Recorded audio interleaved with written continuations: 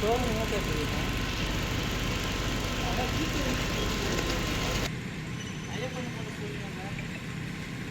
கணம் கணம்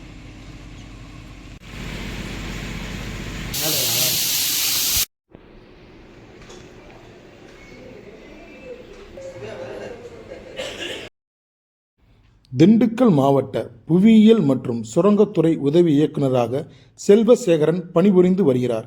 இவர் தற்போது மாவட்ட ஆட்சியர் அலுவலகம் அருகே உள்ள ஏழுமலையான் நகரில் வாடகை வீட்டில் வசித்து வருகிறார். இந்த வீட்டில் இவர் மட்டும் வசித்து வருகிறார் என்பது குறிப்பிடத்தக்கது. இவரது குடும்பத்தைச் சேர்ந்தவர்கள் சொந்த ஊரான திருநெல்வேலியில் உள்ளனர்.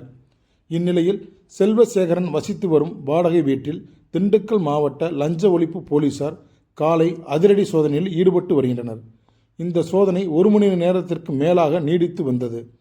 மேலும் இவர் 2015 முதல் 2022 வரை திருநெல்வேலி, விழுப்புரம், விருதுநகர் ஆகிய 3 மாவட்டங்களில் புவியியல் மற்றும் சுரங்கத்துறை உதவி இயக்குநராக பணிபுரிந்த போது வருமானத்திற்கு அதிகமாக சொத்து சேர்த்ததாக விருதுநகர் மாவட்ட லஞ்ச ஒழிப்புத்துறை போலீசார் வழக்கு பதிவு செய்தது தொடர்பாக இந்த சோதனை நடைபெற்று வருகிறது.